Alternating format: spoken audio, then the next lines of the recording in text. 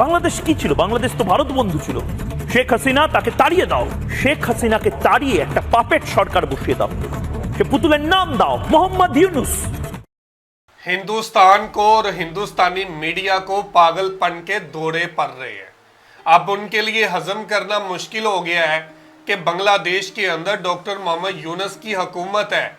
शेख हसीना वाजद तो भारत की कठपुतली थी और शेख हसीना वाजद को तो भारत भेज दिया गया।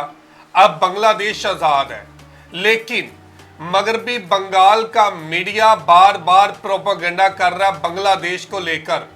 और कैसा प्रोपेगेंडा किया जा रहा है, आज इसी हवाले से वीडियो है। वीडियो की तरफ बढ़ने से पहले आप दोस्तों से गुजारिश है, अगर आप चैनल पे नए हैं तो चैनल को सब्सक्राइब करें, साथ बने बेल आइकॉन को भी दबाएं ताकि आपको वीडियो का नोटिफिकेशन सबसे पहले मिलता रहे।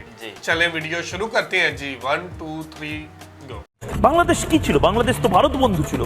শেখ হাসিনা তাকে তাড়িয়ে দাও, শেখ হাসিনাকে তাড়িয়ে একটা পাপেট সরকার বসিয়ে দাও, সে পুতুলের নাম দাও মোহাম্মদ ইউনুস।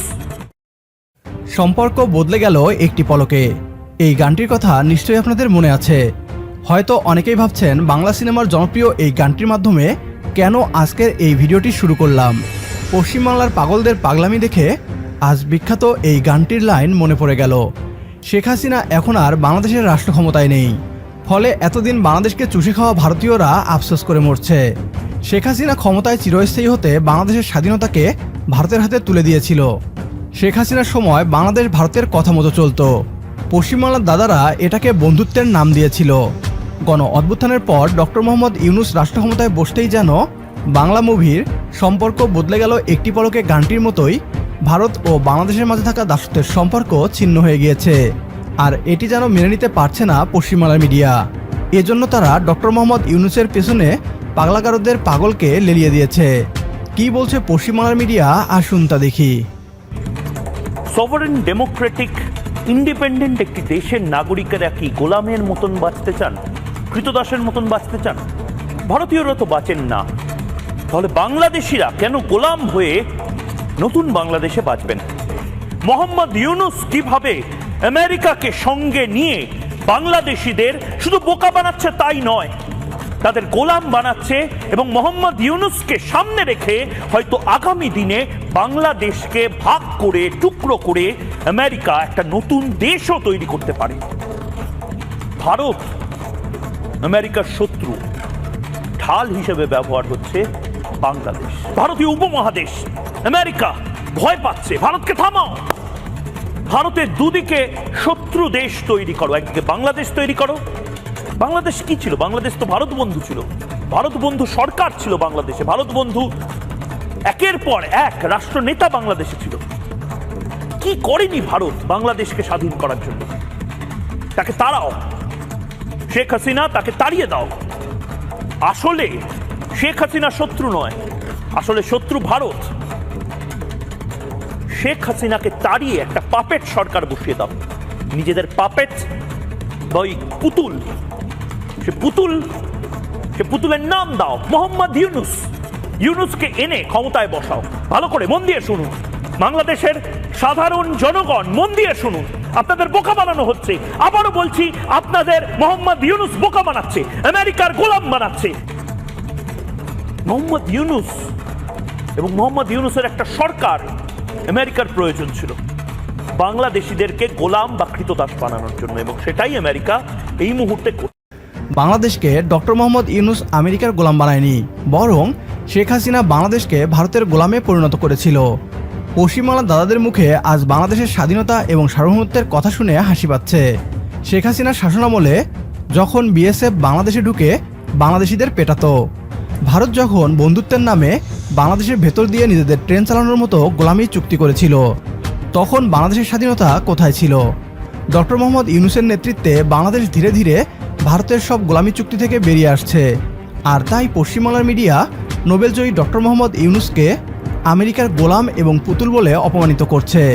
এই পাগল সাংবাদিক ভেবেছে তার কথা শুনে বাংলাদেশিরা ডক্টর মোহাম্মদ ইউনুসকে সরিয়ে শেখ হাসিনাকে আবারও ক্ষমতায় বসাবে। পশ্চিমবাংলার এই পাগলকে বলতে চাই, আমরা আপনার এই পাগলামিকে এন্টারটেইনিং কমেডি হিসেবেই দেখি। ভারতকে শায়েস্তা করতে ডক্টর মোহাম্মদ ইউনুসকে আরও 10 বছর আমরা বাংলাদেশের রাষ্ট্র ক্ষমতায় দেখতে চাই। আমাদের সাথে যদি আপনিও तो जी व्यूवर, ये थी वीडियो। बार बार एक ही बात की जा रही है कि डॉक्टर मोहम्मद यूनुस अमेरिका के गुलाम बन गए हैं, बांग्लादेश को अमेरिका का गुलाम बना दिया है। भारत तो दोस्त था, भारत ने इनको आज़ादी दिलवाई, और ऐसी बहकी बातें बार बार कर रहा है। वसीम भाई, मुझे एक बात की समझ नहीं आती कि ठीक है, बांग्लादेश एक आज़ाद मुल्क है, बांग्लादेश के अपने फैसले हैं। बांग्लादेश ने अगर कह दिया कि भारत के साथ हमें उस तरह के ताल्लुकात नहीं चाहिए जैसे शेख हसीना वाजिद के थे, भारत के कहने पर हर चीज़ हम नहीं कर सकते, भारत को ये सोचकर क्यों इतनी तकलीफ हो रही है, या भारतीय मीडिया को इतनी परेशानी क्यों हो रही है बांग्लादेश को लेकर? दरअसल बात भला क्या है कि पहले जब शेख हसीना वाजिद की हुकूमत थी तो बांग्लादेश के अंदर जो फैसले होते थे तो वो भारत की मर्जी के साथ होते थे। अब यहाँ पर जो अवामी हुकूमत है वो चाहती है कि हम लोग अपने फैसले खुद करें, आज़ाद और ख़ुद मुख्तार रियासत के तौर पर। और जो भारत के दोस्त थे जैसे अमेरिका हो गया, फ्रांस हो गया, दूसरे ममालिक हो गए, ख़ास तौर पर जो सरे फरिश्त हैं जो, तो अब अमेरिका ने तो बात कर दी है कि हम लोग बांग्लादेश के अंदर इन्वेस्टमेंट करेंगे। बांग्लादेश के डॉक्टर मोहम्मद यूनुस के सर पर हाथ रखा और बांग्लादेश के ऊपर हाथ रखा। तो भारत को इस बात की ज़्यादा तकलीफ है कि ये तो हमारे साथ खड़ा होना चाहिए था इनको, और बांग्लादेश के खिलाफ होना चाहिए था, लेकिन ये तो बांग्लादेश के साथ खड़े हैं और हमें दुदकार दिया है। इतनी देर से हम लोग अमेरिका के तलवे चाटते आए हैं, पाकिस्तान को बुरा भला कहते आए हैं, और बांग्लादेश के अंदर जो भी अपनी मनमानी करते थे अमेरिका के सर पर होता था। लेकिन अब अमेरिका ने इनको पीछे कर दिया और बांग्लादेश को आगे ले आया। तो अब इन्होंने ये बात की है कि हम लोगों ने अमेरिका को रखा था अपने दुश्मनों के सामने खड़ा करने के लिए, लेकिन अब वही जो दुश्मन बन गया सबसे बड़ा, तो अब थोड़ा सा पीछे के हटा उनको दुश्मन कहना शुरू कर दिया। तो बांग्लादेश वाले जो इस वक्त आज़ाद और खुद मुख्तार रियासत के तौर पर काम कर रहे हैं, भारत को इस बात का अंदाज़ा है कि आने वाले 5 से 10 साल के अंदर यहाँ पर जो डेवलपमेंट होनी है ये टॉप 10 ममालिक के अंदर बांग्लादेश का नाम आ जाना और भारत को पीछे छोड़ देना है। चाहे रकबे के अंदर भारत बड़ा है, लेकिन यहाँ पर की जो बांग्लादेश की मईशत है, जो बांग्लादेश का निज़ाम है, जो बांग्लादेश के अंदर हुकूमत हो रही है, वो भारत से कई गुना बढ़कर है। और भारत इतनी देर से जमहूरियत का रट्टा रटाता है कि हम लोग सबसे बड़ी जमहूरियत हैं, लेकिन जमहूरियत के नाम पर ये जो काले कानून अवाम को देते हैं, अवाम के ऊपर जुल्म सितम करते हैं, उससे तंग आकर अब बांग्लादेश की अवाम ने तो आज़ादी हासिल कर ली।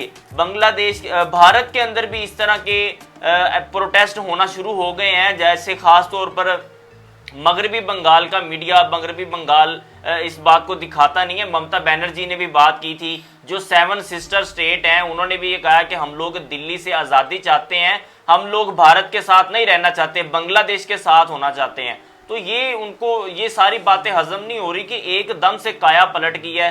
बांग्लादेश जो है वो खुद तो आज़ाद हुआ ही हुआ है, बांग्लादेश ने भारत के टुकड़े करने का भी सोच लिया है। तो ये सारी तकलीफ इनको हो रही है। वसीम भाई, एक बात कही जाती है, पुलिस वाले की ना दोस्ती अच्छी ना दुश्मनी अच्छी। बिल्कुल। तो शायद यही मुहावरा जो है ये बांग्लादेश के साथ भी ऐसे ही बैठता है कि बांग्लादेश के लिए ना भारत की दोस्ती अच्छी है ना भारत की दुश्मनी अच्छी है। तो बांग्लादेश को देखना चाहिए, और जो कानून, जालमाना कानून नरेंद्र मोदी अपनी आवाम पे लगाता रहा, वैसा ही कानून शेख हसीना वाजिद ने अपनी आवाम पे लगाने की कोशिश की। और जो तवक्को नरेंद्र मोदी रखता था अपनी आवाम से, उससे कहीं बढ़ के बांग्लादेशियों ने रिएक्ट दिया कि आज शेख हसीना वाजिद बांग्लादेश से उठ के भारत में जाकर बैठी है, और भारतीय मीडिया को ये मौका मिल रहा है कि वो बांग्लादेश के ऊपर प्रोपेगेंडा कर सकें, बांग्लादेश को बातें कर सकें।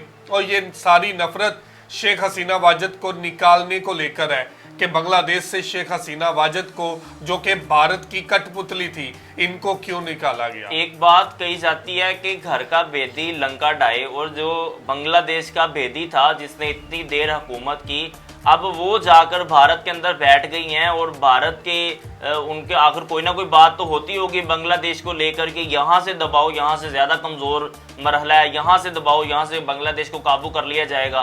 तो ये सिलसिला जो है ना, ख़ास तौर पर शेख हसीना के ऊपर इस तरह का एक्शन होना चाहिए कि एक मुल्क जो सबसे बड़ा दुश्मन के तौर पर सामने आ रहा है, उसके अंदर जाकर बांग्लादेश की जो एक्स प्राइम मिनिस्टर है वो बैठी हुई हैं, और बांग्लादेश के बारे में मालूमात फराहम कर रही हैं, उनको दे रही हैं, तो इनके खिलाफ कोई एक्शन होना चाहिए, इनको वापस अपने मुल्क लाना चाहिए, उनको सजा देनी चाहिए। खास तौर पर कि जो मुल्क हमारा दुश्मन है, हमारे बच्चों का दुश्मन है, हमारे फ्यूचर का दुश्मन है, आप उनके पास जाकर बैठी हैं और उनको मालूमात दे रही हैं, तो उनको तो मौका मिलना ही मिलना है।